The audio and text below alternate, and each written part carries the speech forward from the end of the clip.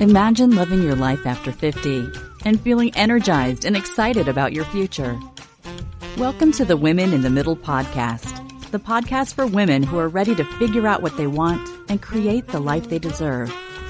Here's your host and master certified life coach, Susie Rosenstein. Hey there, today's episode is all about understanding wants and needs in midlife so you don't have regrets. Let's go. Welcome back to the podcast Women in the Middle with over 1 million downloads and counting. I'm your host, Susie Rosenstein, your master certified coach and midlife clarity queen, and I am so glad to be here with you again. Did you catch that? I just introduced myself as your midlife clarity queen, and I have gotten some clarity around my secret sauce as a coach now that I've been coaching midlife gals for about 10 years. It's kind of related to the superpower insights from last year when I realized I was really, really good at helping my clients imagine what was actually possible for them. What's possible for you? It's the flavor of this podcast, figuring out how to love your life after 50. I've been doing some of my own thought work around what patterns I've noticed over the years and how I help women have giant ahas and breakthroughs about what they really want and what's getting in their way of pursuing what they really want. And it's not only what I'm really good at helping you with, but also where I get all giddy and excited about coaching you. And my friend, it has to do with clarity. I just love helping you get super clear about what you want in your life so that you don't have regrets, especially now at your age. With time flying by like it does, it is of critical importance. Seriously. So I'm putting my stake in the sand and my tiara on my head and owning it. I help you become the queen of your brain domain, and in doing so, I'm quite proud of being your midlife coach, your midlife clarity queen, and I am at your service. Now, on that note, the topic I want to coach you on today is understanding wants and needs in midlife, what the difference is, and why you should care. And to that end, I have some really fun news that I wanted to share with you. As I mentioned, I've been thinking about this whole clarity topic quite a bit lately, and I started to dig in to figure out a way to help you get results faster. Get a handle on this whole topic for yourself with more ease. You are really not alone when it comes to getting clear about what you want, what your passion is, what your purpose is, and what you want to make sure that you don't have regrets about. So I came up with something new, something really fun. In fact, this whole thing started out years ago in my very first mastermind called 50 Unplugged, and also as part of the Women in the Middle Academy. I kept working on teaching the concepts and learning more and more about what would really help you. Then I packaged my insights into the Happiness and Success Workshop, which was a live workshop that I've been teaching for over a year. And now there's been one more transformation that you're going to be excited about. It's now morphed into something that gives you results fast and easy. It's called the Get Unstuck Midlife Clarity Fast and Easy Masterclass. And here's the scoop. Life is too short to waste time feeling stuck in midlife, and if you don't do something about your stuck state of affairs, nobody will.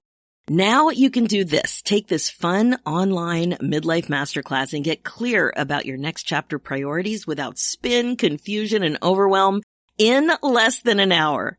The bottom line is that if you're listening to this podcast, you're probably familiar with feeling stuck about something in midlife. I was stuck for 5 long years, and I'll never get that back. My guess is that you've spent enough time feeling stuck about what you're going to do in the next chapter, whether it's because something like a milestone birthday, empty nest, taking care of your aging parents, or retirement. It's time to stop wasting time and get clear now. The $1 million question is, do you even think it's possible to figure out what you want? Because you don't think you have enough time to dream big at your age, or maybe you don't even think you deserve to put yourself first? Let me share something with you. Yes, it is. My amazing women in the middle, picture this. You snap your fingers and you're crystal clear about what your priorities are so you can take the next steps. Or you feel finally free because you know how to move forward. And maybe you see that you have plenty of time to have more fun and meaning in your life. Boom! That's what I'm talking about. You can grab this midlife masterclass and get unstuck about your priorities fast and easy on your own time in the comfort of your own home and without being live on screen. Like I said, it's fast and easy. You can get clear about your next chapter priorities in less than an hour and celebrate the most clarity you've had about what you really want in your life in decades. If you're listening in real time, the unbelievably affordable introductory pricing is on now. If you're tired of feeling stuck and craving allowing yourself to feel happy again because you know what you want, run, don't walk. You've got nothing to lose and clarity to gain, my friend. Head over to www.midliferoadmap.com and download Get Unstuck Midlife Clarity Fast and Easy and get started. Okay, you may have noticed that, yes, I'm a little excited about this new virtual masterclass, and you will be too. I feel like it deserves shoe sale energy. Like when you get a great deal on shoes and feel the urge to tell all your friends, this masterclass is that good and that affordable. You are gonna flip. Now, let's talk about the next thing that's really important today. Understanding needs and wants in midlife, what the difference is, and why you should care. And it's all related, you'll see. As we've been talking about, this whole lack of clarity thing in midlife is a drag. It is so weird too, because as a highly accomplished and perhaps even overachieving perfectionist type, you're probably used to having a clear plan and getting it done. Now, not so much. Turning the page on your next chapter can seem murky and very unclear, like when you go swimming in a lake. Sometimes not so clear, sometimes muck, some weeds, some snapping turtles, all kinds of stuff.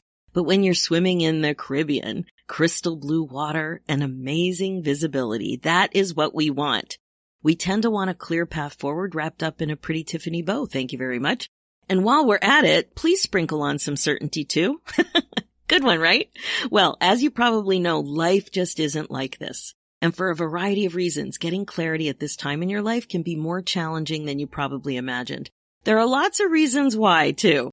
First, there's the life is flying by problem. For some bizarre reason, the years are going by at breakneck speed, way faster than before, and it seems like this fans the flames of our time sensitivity. Getting all weird about time is pretty common. This usually means thinking about time scarcity rather than time abundance.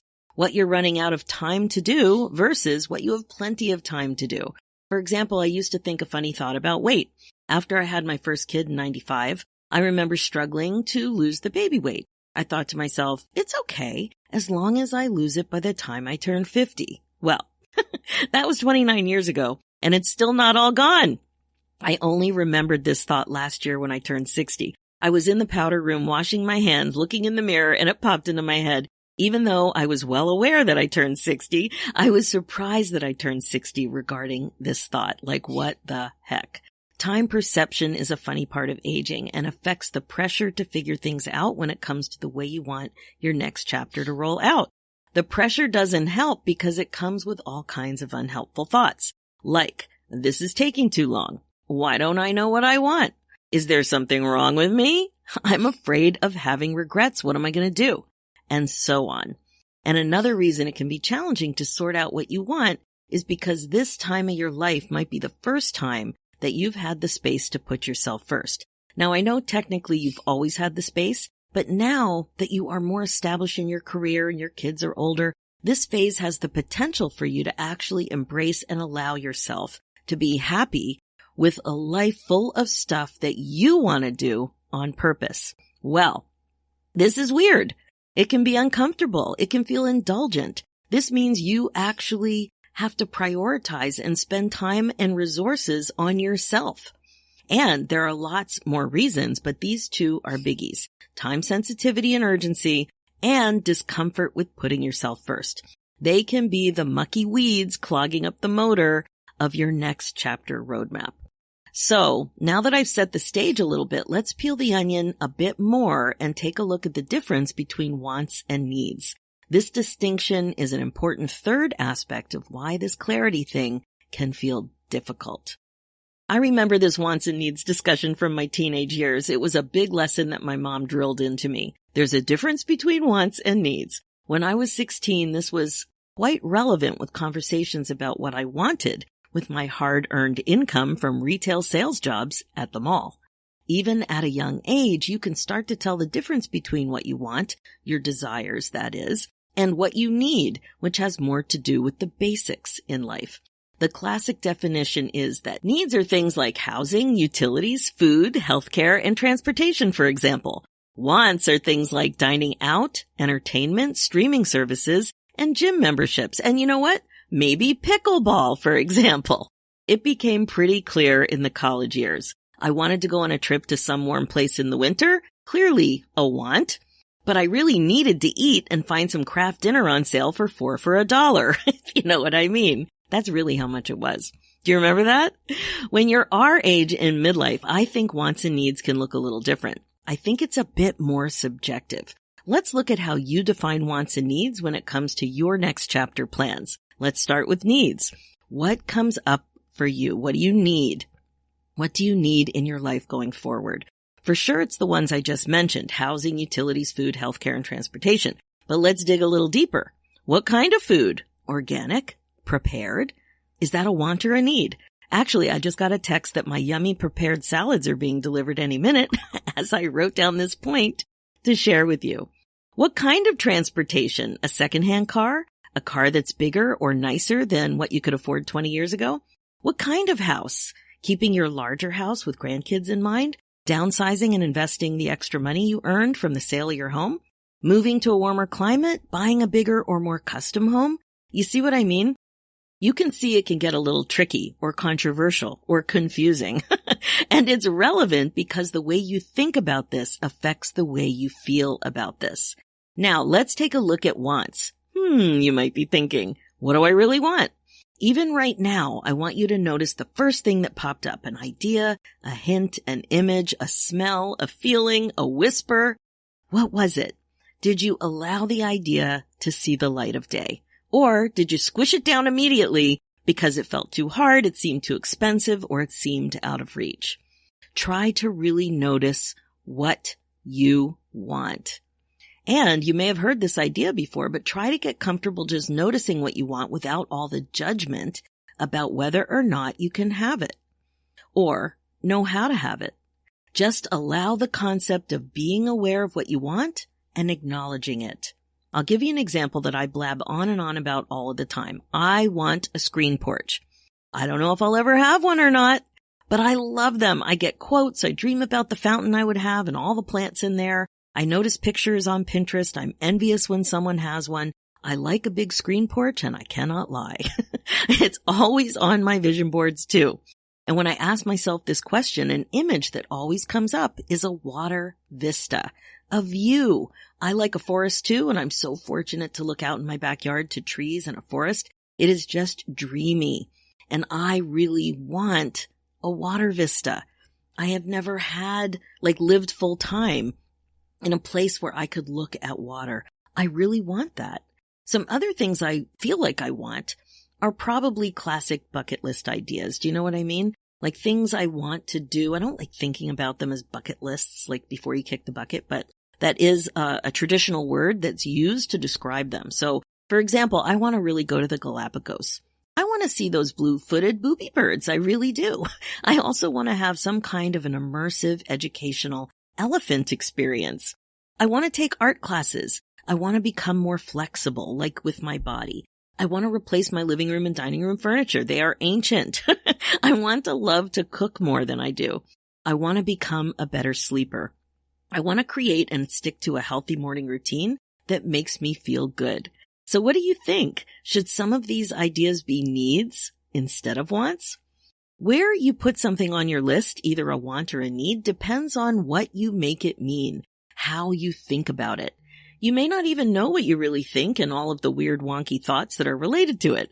This comes up all the time when I'm coaching midlife gals. For example, they commonly share that they feel guilt around perceived lack of productivity around things that they don't perceive as a need. This is actually the reason I wanted to explore this whole topic with you. I think this is a huge deal. So unpack it a bit. What I'm hearing is that if you don't think something is productive, that is a worthy pursuit, you may feel guilty about engaging in it. One way this comes up all the time is about reading for pleasure. You want to read, you used to read, you still love to read, but you feel guilty about assigning time to it and allowing yourself to feel relaxed and happy because you can't multitask and tick something off your list. Do you hear me? That's typically how it goes. Can you relate? This all begs the question, what are you allowing on your want list? Now let's look at self-care. Do you think of self-care as a need? Maybe, maybe not. It depends how you define it. What if relaxing was self-care and a need? What if relaxing with a book was a way that you prioritized taking care of yourself? What if being creative was a way that helped you relax and take care of yourself? Are you only going to sanction something to be on your need list if you define it as productive? Interesting, right? So many ways to define productive and so many ways to think about what you really need in your life to be happy. Now, there's one more wrinkle about this whole want and need topic that I want you to be curious about. How much of thinking about what is on your list has to do with fear of other people's judgment? If you're really okay with wanting what you want, then it shouldn't matter what others think. But when something feels too indulgent, it just might. Let's say you wanted to go on a weekend trip to a spa resort and be alone and taken care of in a luxurious way once a year, or twice a year, or once a quarter, or maybe go away with your girlfriends. This would mean spending time and money on yourself. Does something like this feel indulgent to you? Are you concerned about what someone in your family might think or say, or your friends or colleagues? There are plenty of people who wouldn't choose this kind of thing as a want. But if you wanted it, are you okay with owning it, even if others have judgmental thoughts about it? If you're concerned about what someone might think, would you do it anyway? Remember, we can't control what others think, indulgent or not, but you can work on the way you want to think about it on purpose. And about this and about everything, really. So there you have it. Some ideas to consider about what you identify as your wants and needs in midlife so you don't have regrets. These kinds of lists can change and morph along the way. That's actually a good thing because it shows that you're connected to what you're thinking and feeling and perhaps even craving. The other thing that can help you get better at knowing what's really important for you in terms of wants and needs is having a good sense of your priorities at this stage of life. When you are crystal clear about your priorities, it's easier to get clear about everything else too. They become connected and they guide you, kind of like an internal rudder. That's another reason why I created this new masterclass I was telling you about, Get Unstuck, Midlife Clarity Fast and Easy. It makes it super easy to get a good sense of your priorities in important areas of your life. I call the framework I teach the Me, We, Be Flower framework. You'll be amazed at how fast and easy it can be to get dialed in on where you are now in your life and where you want to go based on what is really important to you. So if you're ready to make sure that you stop wasting valuable time and spinning on finally getting clarity about what you really, really, really want and need in your life, make sure that you also have a good handle on your priorities so you can sail into your next chapter knowing that you're clear about where you want to go so that you regret-proof your life starting now. You can get the help you need by heading over to www.midliferoadmap.com and grabbing this fun and interactive masterclass. Remember, your future self is counting on you. Let's do this. Okay, that is it for this episode. As you know, this podcast is all about how to love your life again after 50. It's really all about coaching you to be more intentional and to incorporate mindfulness into your life as a regular practice. This is how you put yourself on your agenda. My focus as your midlife coach is to help you get unstuck, clear, and focused on your current values and priorities so you don't have regrets. I can help you create the freedom and meaning you're looking for. I would also love to be able to help you get unstuck and be happier and more fulfilled than ever before. So go ahead and book a call. Book your momentum call at www.womeninthemiddleacademy.com and we will chat. I'm also excited to invite you to download a copy of Top 10 Tips to Reimagine Your Life After 50. It's free and it's super useful when you're looking for some journal prompts to start thinking about who you are, what you want, and what is really possible. Head over to www.susierosenstein.com/10 questions. And finally, for show notes and links, head over to susierosenstein.com and click the podcast tab and look for episode 360. You'll also see links there for my new show, Women in the Middle Entrepreneurs. Thanks so much for listening. It's time for you to put yourself first, one thought at a time. I'm Susie Rosenstein, and I'll talk to you next week.